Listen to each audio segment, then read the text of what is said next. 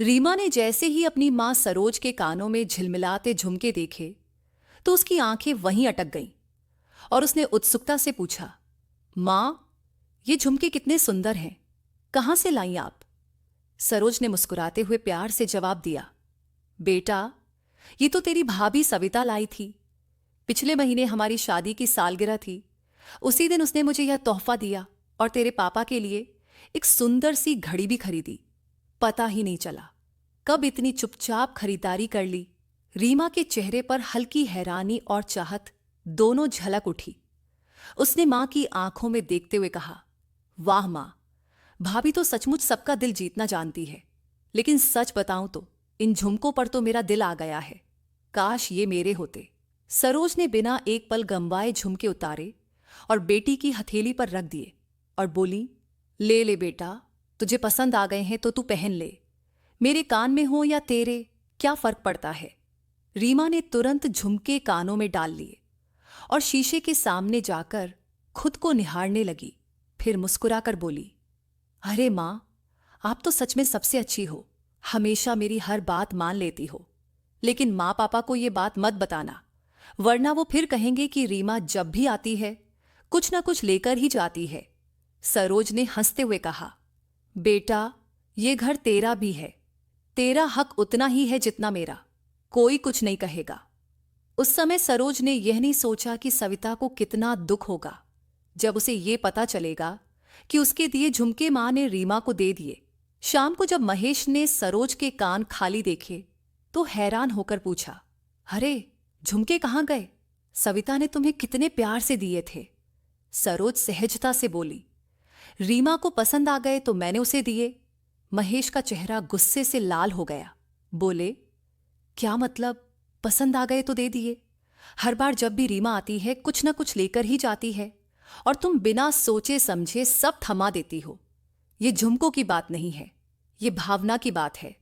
सविता ने दिल से तुम्हारे लिए यह तोहफा लिया था और तुमने उसे किसी और को दे दिया।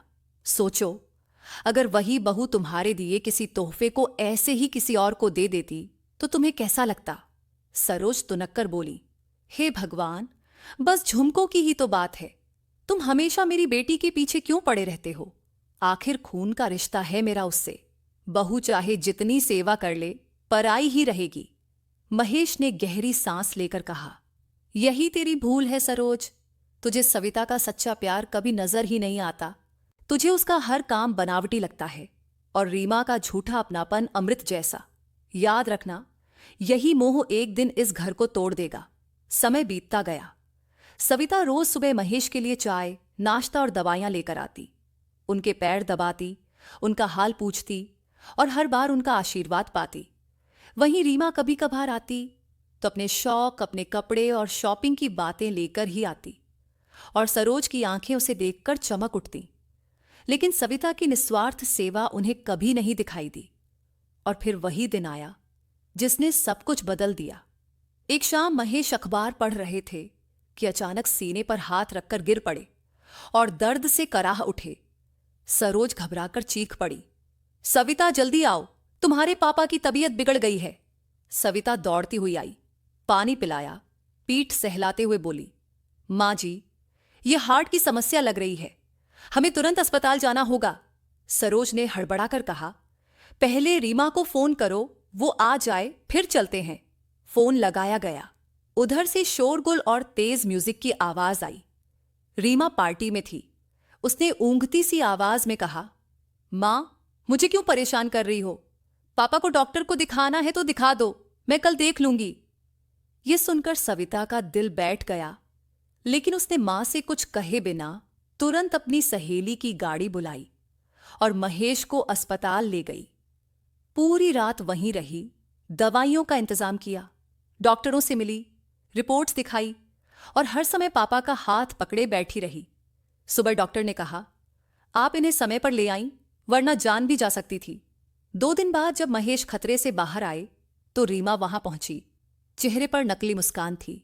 बोली, हाय मां, कैसी तबीयत है पापा की? सुना था थोड़ी दिक्कत हुई थी, पर मैं ऑफिस में बिजी थी। महेश ने कठोर स्वर में कहा, ऑफिस में थी या पार्टी में? जब सविता ने फोन किया था तेरी आवाज से साफ लग रहा था तू मौज मस्ती कर रही थी। रीमा सकपका गई और बहाने बनाने लगी, लेकिन तभी छोटा अमित मासूमियत से बोल पड़ा, नानी, मासी झूठ बोल रही हैं। मैंने खुद सुना था, वो कह रही थी कि मैं डांस फ्लोर पर हूं, कल देख लूंगी। कमरे में सन्नाटा छा गया। सरोज के चेहरे का रंग उड़ गया। महेश ने भारी स्वर में कहा, देख लिया सरोज, यही है तेरी बेटी का असली रूप। और देख, ये बहू जिसे तू पराई कहकर हमेशा ठुकराती रही, उसी ने हमें मौत के मुंह से खींच निकाला। सरोज की आंखों से आंसू बह निकले। वे सविता के पैरों में गिर गईं और फूटकर बोली, बेटी, मुझे माफ कर दे। मैंने तुझे कभी अपना माना ही नहीं। मोह में अंधी रही, लेकिन तूने अपना फर्ज निभाकर साबित कर दिया कि असली रिश्ता खून का नहीं, दिल का होता है। सविता ने सिर झुकाकर कहा, मां जी, मुझे माफी की जरूरत नहीं। मेरे लिए तो आप और पापा ही मेरा संसार है। आपकी सेवा करना ही मेरा धर्म है। महेश ने धीमी आवाज में कहा, आज मैं समझा कि बेटी अगर स्वार्थी हो तो भी पराई लगती है, और बहू अगर सच्चे मन से सेवा करे तो वह अपनी संतान जैसी बन जाती है। सरोज ने सविता को गले से लगा लिया और उस आलिंगन में बरसों का मोह, गलत फहमी और पक्षपात पिघलकर बह गया। दोस्तों, इस कहानी से हमें यह सीख मिलती है कि रिश्तों की असली पहचान खून से नहीं बल्कि सच्चे दिल और कर्मों से होती है। रीमा की तरह स्वार्थी बनकर हम कभी अपने परिवार का भरोसा नहीं जीत सकते, लेकिन सविता की तरह निस्वार्थ होकर अगर हम अपने बड़ों का साथ दें तो हमें हमेशा प्यार और सम्मान मिलेगा। अब सोचिए, अगर आप रीमा की जगह होते तो क्या करते, और अगर आप सविता की जगह होते तो क्या इतना धैर्य दिखा पाते? मुझे कमेंट में जरूर लिखकर बताइए। और अगर आपको यह कहानी पसंद आई हो तो वीडियो को लाइक करना मत भूलिए। ऐसी ही और प्रेरणादायक कहानियां सुनने के लिए चैनल को सब्सक्राइब कर लीजिए। याद रखिए, रिश्तों को निभाने के लिए खून का रिश्ता नहीं बल्कि सच्चा दिल चाहिए। धन्यवाद।